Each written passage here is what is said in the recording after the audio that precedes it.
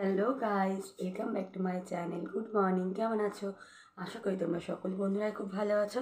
আর তোমাদের ভালোবাসাতে আমি অনেকটাই ভালো আছি। তো বড়োদেরকে প্রণাম, ছোটোদেরকে বুক ভরা ভালোবাসা নিয়ে আজকে ব্লগটা স্টার্ট করে দিলাম। তো আজকে দেখো ঠাকুর ঘরের সমস্ত কাজকর্ম করে নিয়েছি, কিন্তু এখনও স্নান হয়নি। সমস্ত পাশে কাজকর্ম করা হয়ে গেছে। তো চলো ঠাকুর ঘরে কী কী কাজ করলাম সেটা তোমাদের একটু শেয়ার করে দিচ্ছি। বন্ধুরা, আমি ঠাকুর ঘরে অলরেডি চলে এসেছি। আর দেখো ফুলগুলোকে আমি আগে থেকেই কুচিয়ে রেখেছি, মানে আমার যাতে সুবিধা হয়। যেহেতু শীতকালে টাইমটা নষ্ট, তো আমার ছেলের পড়াশোনা আছে, ওর টাইমে টাইমে সব কিছু করতে হয়। তারপর বিছনা কাঁথা আছে, জানোই তো শীতকালে বিছনা কাঁথা গুছোতে গুছোতে পুরো পাগল হয়ে যায়। আর ছোটো বাচ্চা যাদের আছে তারা তো জানে, আর আমার মতন যাদের দুরন্ত ছেলে আছে তারাই বুঝবে যে কত কষ্ট। সেই কোন ভোর 5টা 5:30টায় উঠে একদম কাজগুলো সেরে নিই। তো দেখো তারপর তো আমি সমস্ত কাজ করে নিয়েছি, আর গাছের ফুল পেয়ে গেছি। এই আজকে একটা জবা ফুল হয়েছে, তো আজকে শনিবার। তো শনিবার আজকে বজরংবলী পূজা আছে, সেই পুজো করতে তো লাগবে। তো আজকে আর মা দুর্গার চরণে আর জবা ফুল দিতে পারবো না, তো আজকে এই ফুলতেই দেবো। আর কি করা যাবে, তাই না? যখন যেমন তখন তেমন ফুল দিয়ে আমি পুজো করে নিই। অনেকে বলে না সব ফুল ভগবানকে পুজো দেয় না। তুমি যদি মন থেকে ভক্তি করো তো সব ফুলই পুজো দেওয়া যায়। ভগবান বলে দেয়নি যে তুমি আমাকে এটা দাও সেটা দাও, কিন্তু আমরা মানুষের মন মানে না, তাই আমরা ভগবানকে এভাবে সাজাই। দেখো যাদের ক্ষমতা আছে তারা আমাদের থেকেও হয়তো খুব ভালোভাবে পুজো দেয়, ঠাকুরকে অনেকভাবে আহার প্রহারে সাজিয়ে গুছিয়ে রাখে। হয়তো আমাদের ক্ষমতা একটু কম, তার জন্য আমি যেমনভাবে পারি ভগবানকে সেভাবেই পুজো দেওয়ার কষ্ট। দেখো মাটির মূর্তিতেও কিন্তু ভগবান সাড়া দেয়, বলো? তো আমি বিশ্বাস করি, কে কী মনে করো জানি না, আমার তো মনে হয় যে ভগবানকে এক মনে ডাকলে নিশ্চয়ই সাড়া পাওয়া যায়। কিন্তু হ্যাঁ, মন থেকে ডাকো, তুমি ভগবানকে বাড়িতে বসেও ডাকলেও সাড়া পাবে।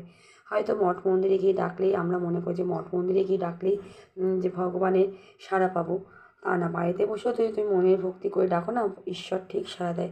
ঈশ্বর সর্বত্র বিরাজ করে, যেখানেই তুমি ডাকো তখনই ভগবান তোমার ডাকে সাড়া দেবে।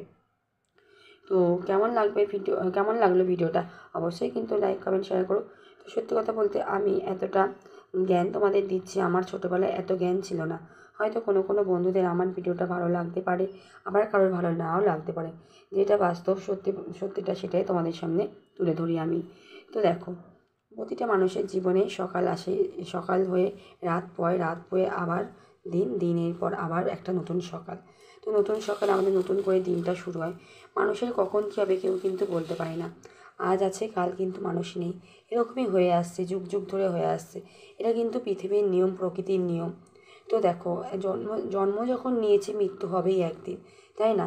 মৃত্যুর ভয় করলে হবে না, কিন্তু যতটা দিন বেঁচে আছি ততটা দিন মানুষের সাথে যাতে আমরা ভালো ব্যবহার করতে পারি। কিন্তু মানুষ কিন্তু ভুলে যায় মানুষের ব্যবহার কীভাবে করতে হয়। তো দেখো, যতদিন বেঁচে থাকবো ততদিন আমি চাই সবার সাথে হাসি খেলে সারাটা জীবন যাতে পার করতে পারি। কিন্তু জানি না আমার কপালে কী আছে। একমাত্র ভগবান যা লিখেছে আমার কপালে তাই হবে, সেটাই আমি মানি। আজ ভালো কাল মন্দ, এই নিয়েই জীবন বন্ধুরা। জীবনে যদি পথগুলো আমরা হাসি ছন্দে দুঃখ সুখ নিয়ে যদি পার করতে পারি, তাহলেই দেখবে আমাদের কিন্তু খুব সুন্দর জীবন হয়ে উঠবে। কিন্তু দেখবে এখনকার সময় মানুষের কিন্তু বেঁচে থাকাটাই দায়। আজ দেখবে বেঁচে আছি, কাল দেখবে খবর পাবে যে আছে নেই। শুনলেই কিন্তু মনটা হাহাকার করে ওঠে। কত আপনজনকে হারায়, কত আবার নতুন নতুন জিনিস সৃষ্টি করে ভগবান। কিন্তু যে যায় সে কিন্তু আর ফিরে আসে না। ফিরে আসে হয়তো অন্য কোনো মার ঘরে, অন্য কোনো পরিবারে। কিন্তু যে যায় সে কিন্তু তার পরিবারকে কাঁদিয়ে চলে যায়। একবার যদি সবাই চলে যায় না বন্ধুরা, দেখবে মনটা পুরো হাহাকার হয়ে যায়। সেই দুঃখ কষ্ট একমাত্র সেই পরিবার আর যার যায় সেই বোঝে। এই দুঃখ নিয়েই আমাদের সারাটা জীবন কাটাতে হবে, কিন্তু তার মধ্যেও হয়তো অনেকেই ভুলে যাবে। আত্মীয় পরিজন সবাইকে আর মনে রাখে সবাইকে বলো?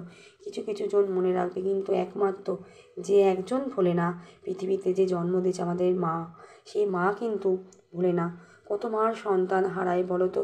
কত মা কান্না করে, কত মার মুখ বোঝা কান্না, সে কি আমরা দেখতে পাই বলো বন্ধুরা? হয়তো মায়ের সাথে একটু মনোমালিন্য হলে আমরা রাগ করি, কিন্তু পরক্ষণেই ভাবি যে মার সাথে এই কাজটা করাটাকেই উচিত হলো।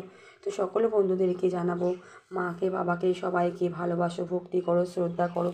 মা বাবা থাকতে থাকতে সবাইকে খুব ভালোবাসো বন্ধুরা। মা বাবা ছাড়া পৃথিবীতে কেউ হয় না।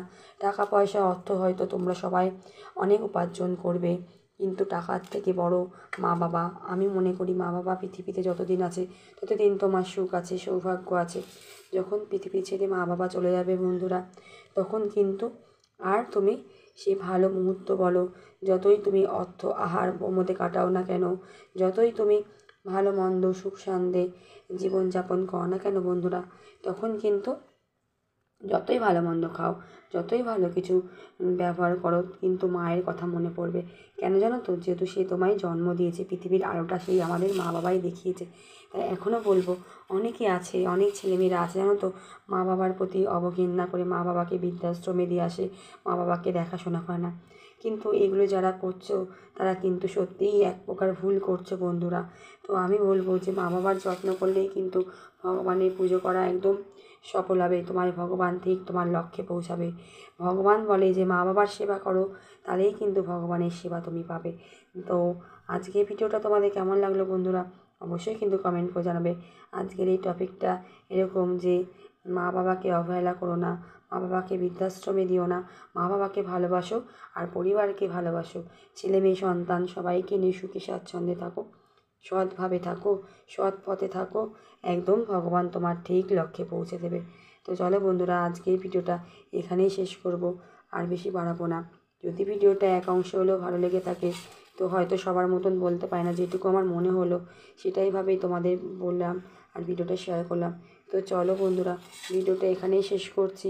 আবার দেখা হবে অন্য কোনো দিন, অন্য কোনো ব্লগে। ততক্ষণ তোমরা সুস্থ থাকবে, ভালো থাকবে, আর নিজেদের বাবা মা আর নিজেদের পরিবার আর নিজেদের সববার খেয়াল রাখবে।